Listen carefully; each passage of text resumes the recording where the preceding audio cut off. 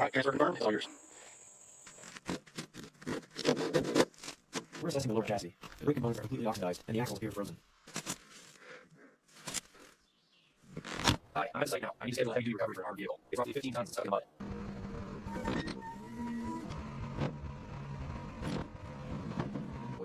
The vehicle is now in the dry dock. Initial inspection confirms severe atmospheric corrosion across the armor plating and seat. The hood is open. As you can see, the engine bay is heavily oxidized. We've got significant rust on the block, and the wiring is completely shot. We're looking at the frame rails now. The corrosion here is severe, especially around these ballistic impact points. As you can see, the armor plating here shows significant environmental decay. These are the bullet impacts we noted earlier, now heavily corroded.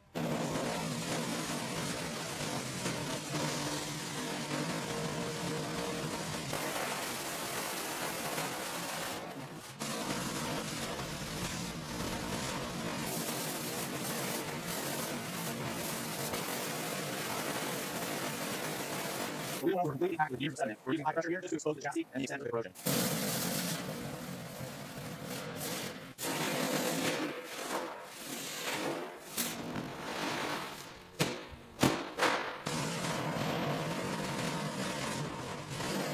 Audio here will allow high pressure water stream being sprayed, accompanied by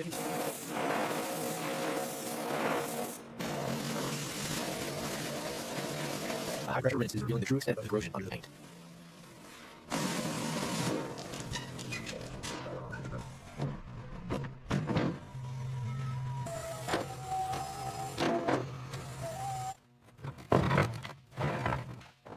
We're looking at the front driver's side hub. As you can see, the motor is completely oxidized and the caliper is solid. The suspension mounts are heavily corroded. As you can see, the corrosion here is severe. We're applying maximum torque to break the seal on this main chassis bolt.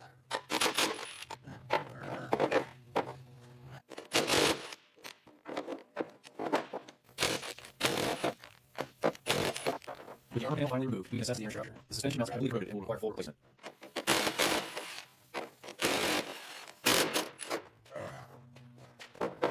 The front chassis shows heavy environmental decay. We've got significant rust migration along the armor plating, especially where the water pooled near the suspension mounts.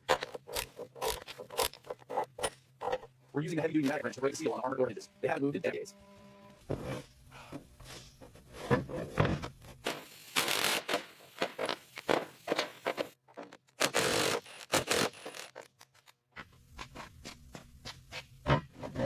Scraping away the heavy rust here reveals the extent of the ballistic impact. The caliper reads almost 8 millimeters deep.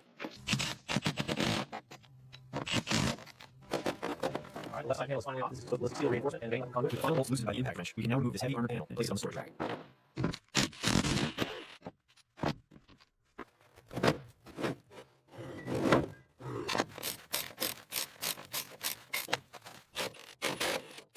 The transcription details the sounds of an engine starting.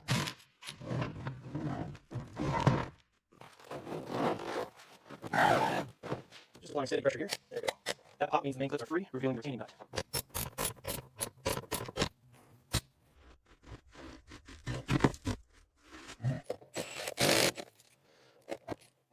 With the armor panel removed, we can see the extent of the water damage. These harnesses are completely shot, and the armor mounts show significant pitting and corrosion.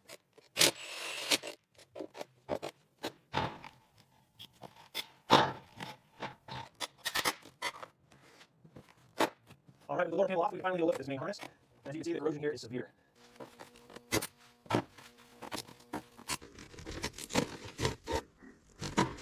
Okay, that's the entire forward assembly disconnected. Years of corrosion really made this difficult to pull free. We're tracing the main harness out back here. The armor clips are secure, but we need to check for shaking and corrosion before we even think about applying power.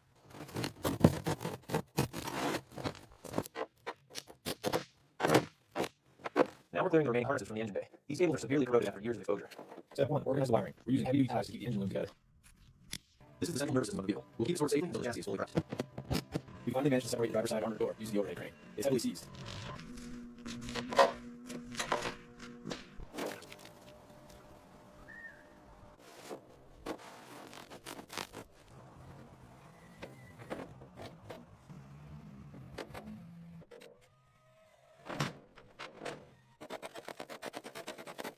See how easily that comes off.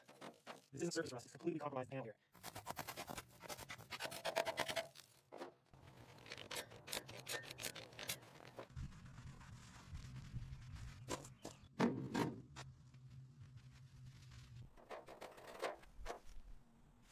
As you can see, the rust is thick here. We need to meticulously straight all the way before we can even think about priming.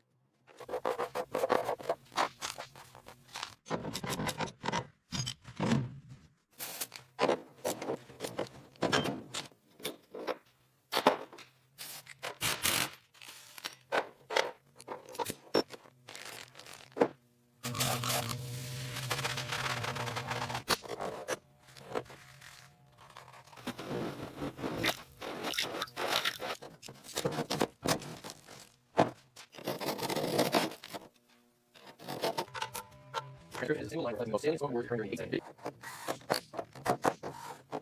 As you can see, the roof frame here is heavily oxidized. We need to document the extent of this erosion before we start the restoration.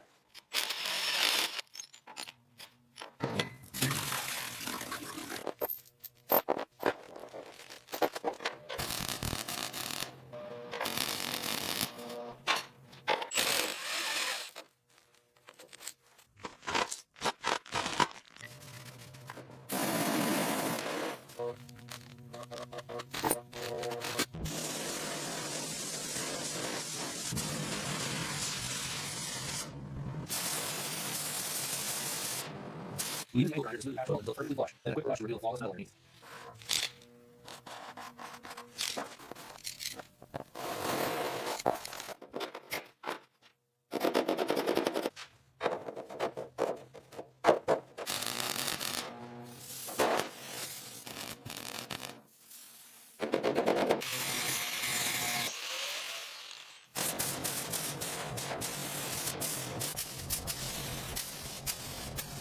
The key is to get this as smooth as possible on the first pass to minimize sanding later. We're just applying the first layer of fill here.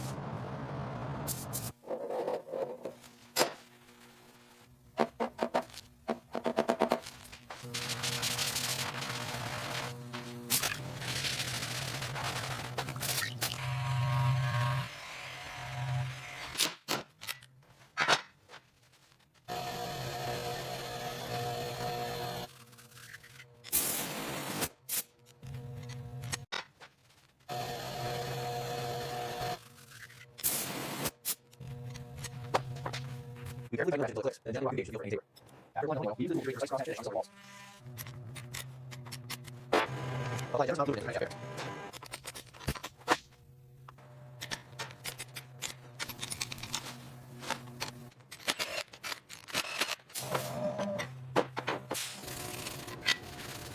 We use hydraulic press carefully into the negotiated hot cross finishing component. Precision is key here to avoid a hinge. We apply specified foot break 3, like that. Now we use the paper to apply weight straight across the bolt and mount.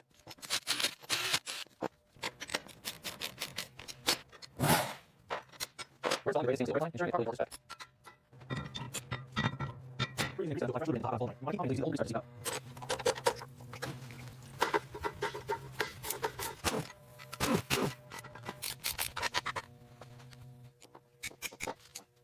Using the pliers to securely trap firmly to the ring. A quick tug ensures the tension set before moving to the next ring.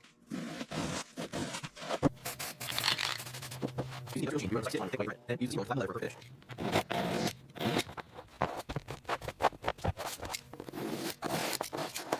The next step is applying sound deadening material. Use a handle to press firmly into place.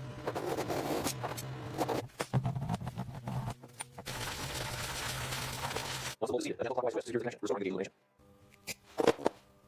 Keep tubing until fully shrunk, and use all pivots to verify continuity before moving on. See how the pit gently straightens away the built-up without scratching the paint. That's the key to a professional restoration. Be sure to apply plenty of specialized grease over the layer all the way in here for smooth operation. Now for the third wall, aligning the gate clamps. We take our time, ensure the handle is rising.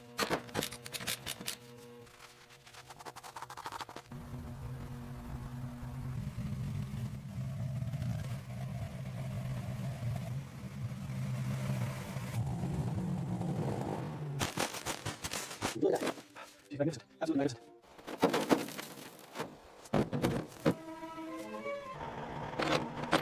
And all these here, we finally got to move. This one's definitely worth it. Bring it back nice and easy. Pop the line on the right. All right, hold it there, over there. Okay, so it's tight. Got same block in place. All right, let's finish on the edge. Let's secure back here.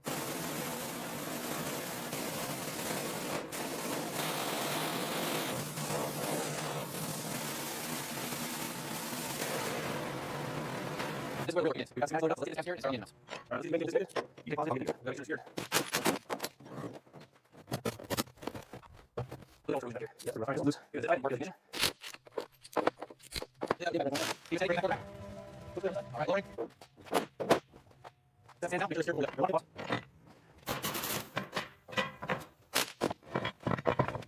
We're disconnecting the air first. Now the impact wrench is the main hardware.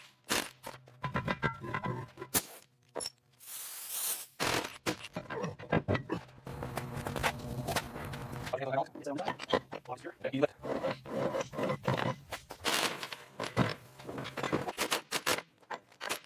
Now we have a full tap. We slowly lower the entire slip using the finish jack. Alright, take it down slowly. Let's go, sit up.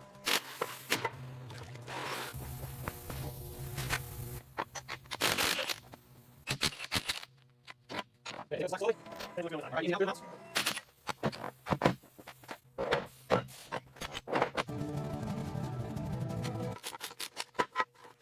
This right here is the problem. All this part of the restricting movement, we need to take every distance before we even think about reassembly.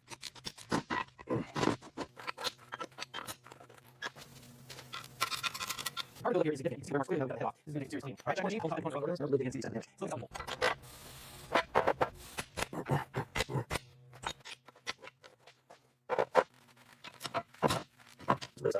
Easy, easy. There we go. First one out, back up.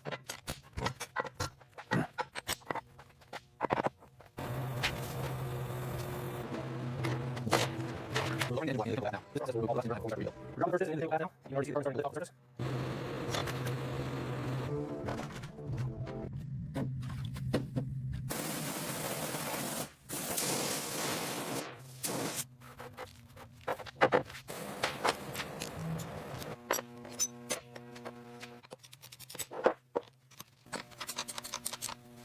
Alright, put the round now. We'll get 2.997, which is too much air. We apply the station, put the cap down, and check the spread ACH to burn the both next to the inside. After measuring the shaft, it's clear to see the machine before we assemble it.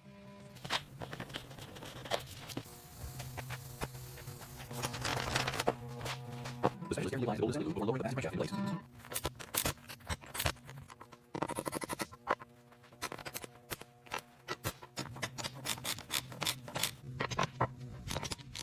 Alright, the engineering box rebuild is complete. Everything's 4 parts. She's ready for installation. The box is in. Alright, go to the space auto shop. The box sounds like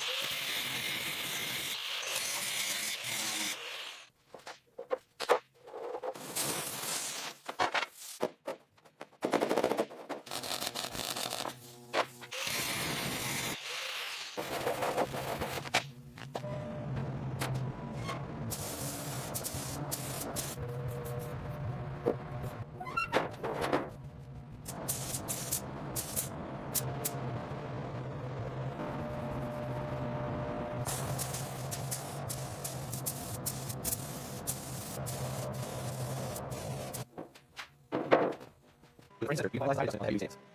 Alright, easy now, just a little bit to the left. Okay, hold it right there, goes good.